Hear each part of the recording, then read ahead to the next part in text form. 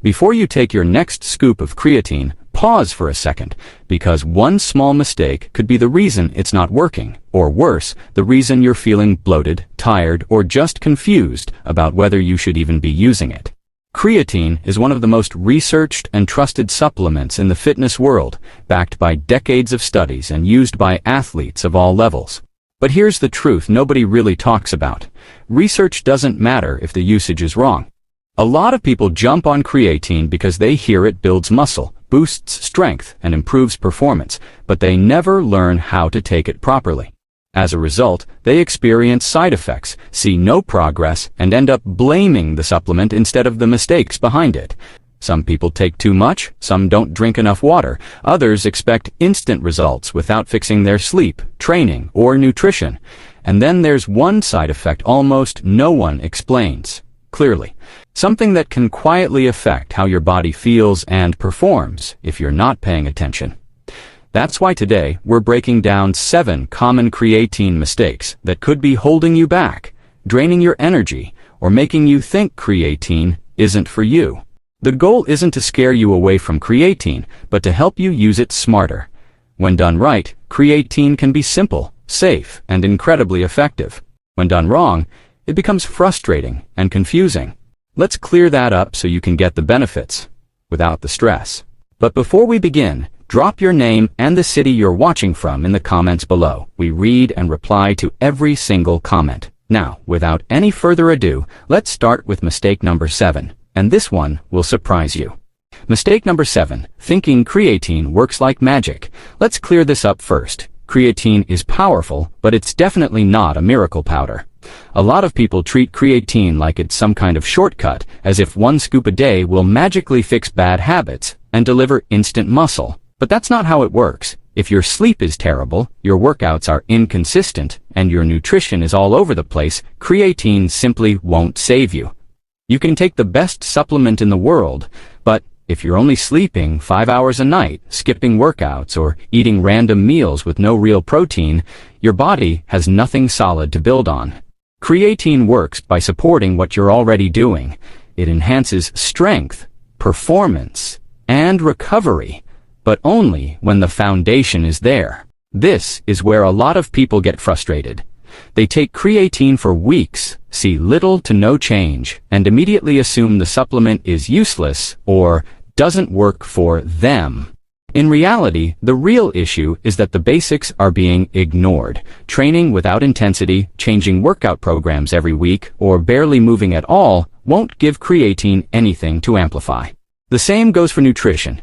If you're not eating enough calories or protein, your muscles won't grow, no matter how much creatine you take. And then there's sleep, the most underrated performance booster of all. Poor sleep messes with hormones, recovery, and energy levels, making it nearly impossible to see real progress. Creatine can help you push a little harder in the gym, but it can't replace rest. Think of creatine like fuel for a car. If the engine is broken, the tires are flat, and there's no maintenance, better fuel won't suddenly make it run perfectly. Once your sleep is consistent, your training is structured, and your nutrition is at least decent, creatine can do what it's meant to do. Until then, blaming creatine is easy, but fixing the basics is what actually changes everything. Mistake number 6, not drinking enough water. This is probably the biggest side effect nobody takes seriously, and it's also the one that causes the most confusion. Creatine pulls water into your muscle cells, which is actually a good thing because it helps improve strength, power, and muscle fullness. But here's the catch. This benefit only works properly if you're actually hydrated. If you're not drinking enough water, your body starts to struggle, and that's when people begin to blame creatine for problems it didn't really cause. Headaches, muscle cramps, bloating, dizziness, or that heavy, uncomfortable feeling in your body are some of the most common complaints. Many users immediately assume creatine is dehydrating them, but that's a misunderstanding.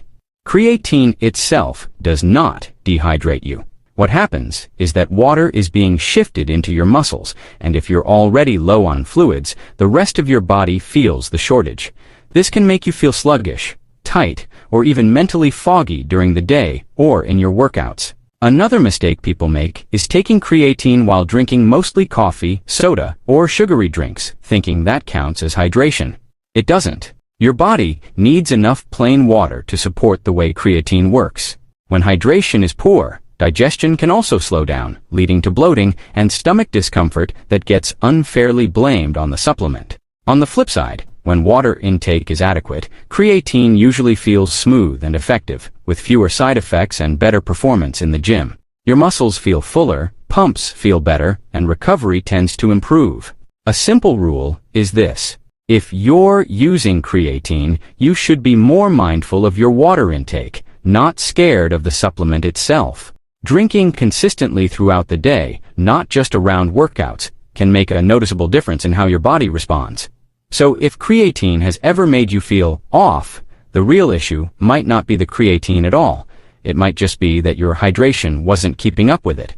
Mistake number 5, taking way too much. More is not better when it comes to creatine, and this is one of the most common mistakes people still make.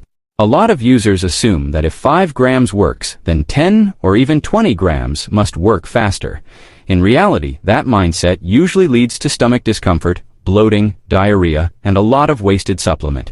Creatine doesn't work like a stimulant where higher doses create a stronger immediate effect. Your muscles have a limited storage capacity for creatine, and once that storage is full, your body simply can't use any more. Anything beyond that point doesn't magically turn into extra muscle or strength. It just gets flushed out through urine. That's why for most people, 3 to 5 grams per day is more than enough to fully saturate the muscles over time. Some people also jump into aggressive loading phases without understanding what they're doing, taking large amounts multiple times a day. While loading isn't necessary for most users, it dramatically increases the chances of digestive issues, especially if taken on an empty stomach or without enough water. Then creatine gets blamed for feeling terrible when the real problem is overdosing. Another issue is consistency. People who overdo the dose often end up skipping days because their stomach feels off, which actually slows progress even more. A small, consistent daily dose works far better than occasional large amounts. Creatine is about long-term saturation, not instant results. Think of it like filling a glass with water. Once it's full, pouring more in just causes overflow. The smart approach is simple. Take a moderate dose, stay consistent, and let time do the work. This not only keeps your digestion comfortable, but also saves money and keeps your body feeling balanced. If you've ever felt sick, bloated, or uncomfortable after taking creatine, chances are the dose was the issue, not the supplement itself. Keep it simple, keep it steady, and creatine will do exactly what it's supposed to do, without unnecessary side effects. Mistake number 4, blaming creatine for weight gain. Yes, the scale might go up, but that doesn't automatically mean you're gaining fat. This is one of the biggest reasons people panic and quit creatine too early. Creatine increases the amount of water stored inside your muscle cells, which makes your muscles look fuller, harder, and stronger. That extra water has weight, so when you step on the scale, the number may rise within the first few days or weeks. For many people, this is shocking, especially if fat loss or staying lean is the main goal. But here's the key point. This is not fat gain. It's intracellular water being pulled into the muscles, which is actually part of how creatine improves performance and muscle recovery. Unfortunately, many people don't understand this and assume something is going wrong. They see the scale go up by 1 or 2 kilos, panic, and immediately stop taking creatine, even though their body composition may actually be improving. Another mistake is relying only on the scale to judge progress. The scale doesn't tell you where the weight is coming from. It doesn't show muscle fullness, strength increases, or how your clothes fit. In many cases, people on creatine notice their muscles look more defined, workouts feel stronger, and pumps last longer, even while the scale goes up slightly. That's a good trade-off. Water inside the muscle cell also helps create an environment that supports muscle growth over time. Instead of obsessing over daily weigh-ins, it's smarter to look at long-term trends, strength progression, and visual changes. If your waist measurement is stable, your lifts are going up, and your body looks better, the scale number becomes far less important. Creatine doesn't create fat out of thin air. Fat gain only happens when you consistently eat more calories than your body needs. So if the scale rises after starting creatine, don't panic. In many cases, that extra weight is a sign your muscles are better hydrated, better fueled, and ready to perform. Exactly what creatine is supposed to do. Mistake number 3. Using creatine, but training inconsistently. Creatine works best when you actually give your muscles a real reason to use it. This is something a lot of people overlook. They start taking creatine, expecting noticeable changes, but at the same time, they're skipping workouts, training randomly, or going through the motions without any real intensity. In that situation, creatine has nothing to support. The supplement itself doesn't build muscle or strength on its own. It enhances your ability to train harder, lift slightly heavier, and recover a bit better between sessions. If that effort isn't there, the effect will be minimal. Think of creatine as a tool, not a shortcut. A hammer won't build a house by itself, but it can make the job easier if you actually use it properly. The same logic applies here. Creatine helps your muscles produce energy during high-intensity efforts, especially during heavy lifts or explosive movements. If your workouts are inconsistent or lack challenge, your body won't tap into the benefits creatine offers. Another common issue is people training without progression. Doing the same weights, same reps, and same routines week after week gives creatine nothing new to enhance. Your muscles need stimulus, progressive overload, effort, and consistency to grow stronger. Creatine can help you squeeze out an extra rep or maintain power across sets, but only if you're pushing yourself close to your limits. It's also important to remember that creatine supports recovery, not laziness. Some people take it and assume they can slack off, thinking the supplement will make up for missed sessions. It won't.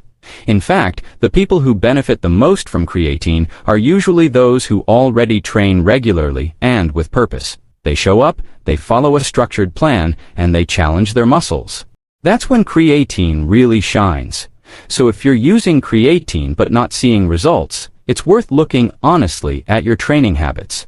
Are you consistent? Are you pushing yourself? Are you progressing over time? Creatine can amplify hard work, but it can't replace it. When effort comes first, creatine simply helps you get more out of every session. Mistake number 2, taking creatine at random times and stressing about timing. Here's the truth. When it comes to creatine, timing matters far less than consistency, yet this is something people constantly overthink. You'll hear endless debates about whether creatine should be taken in the morning, before a workout, after a workout, or right before bed. While timing can have small differences, they're so minor that most people will never notice them. What actually matters is taking creatine every single day. Creatine works by gradually saturating your muscles over time, not by creating an instant effect the moment you drink it. That means skipping days or forgetting doses hurts progress far more than taking it at the wrong time. Unfortunately, people complicate the process so much that they end up inconsistent. They wait for the perfect moment, miss it, and then skip the dose entirely. Over days and weeks, that inconsistency adds up and slows results. Another mistake is only taking creatine on workout days. Your muscles don't suddenly stop needing creatine on rest days. Saturation is maintained by daily intake, whether you train or not. When you miss multiple days, muscle creatine levels slowly drop, and you lose the performance benefits you were building. Consistency keeps those levels steady. The best time to take creatine is simply the time you'll remember it. For some people, that's with breakfast. For others, it's after a workout or with their biggest meal of the day. Pairing creatine with a daily habit, like brushing your teeth, eating lunch, or making a protein shake, makes it much easier to stay consistent. Overthinking timing also creates unnecessary stress. People start worrying they wasted a dose or ruined their progress, which just isn't true. Creatine is forgiving. Missed a perfect window? No problem. Just take it later. As long as you're consistent over weeks and months, creatine will do its job. Keep it simple, make it a daily habit, and stop letting timing confusion get in the way of results. Mistake number 1, ignoring your own body's signals. Creatine is one of the most researched supplements in the world, with decades of studies showing it's safe and effective for most people, but that doesn't mean everyone reacts the same way. Your body is unique, and the way you respond to creatine can depend on several factors. If you constantly feel bloated, experience stomach pain, or notice ongoing discomfort after taking it, that's a sign something isn't quite right. Too many people ignore these signals because they've heard creatine is safe for everyone, so they push through the discomfort instead of making simple adjustments. In many cases, the issue isn't creatine itself, but the type, the dose, or how it's being taken. Some people do better with smaller doses spread throughout the day rather than one large scoop at once. Others notice fewer issues when they take creatine with food instead of on an empty stomach. Even the form of creatine matters. While creatine monohydrate works perfectly for most users, a small percentage of people may digest micronized versions more easily. Another common mistake is mixing creatine with very hot liquids or not dissolving it fully, which can irritate the stomach. Trends on social media often make things worse. People copy extreme protocols, massive doses, or complicated routines without considering their own tolerance. Just because something works for a popular influencer doesn't mean it's the best approach for you. Your body gives feedback for a reason, and learning to listen to it can save you a lot of frustration. Adjusting your dose, improving hydration, changing timing, or switching how you consume creatine can often eliminate side effects completely. Supplements are meant to support your training, not make you feel uncomfortable or stressed. So instead of blindly following trends or forcing a routine that doesn't feel right, take a smarter approach. Pay attention to how your body responds, make small changes, and find what actually works for you. That's how creatine becomes a helpful tool instead of a problem. So, should you stop taking creatine? Not necessarily, but you should stop taking it blindly. When used correctly, creatine is safe, effective, and incredibly helpful. When used incorrectly, it causes confusion, discomfort, and wasted effort.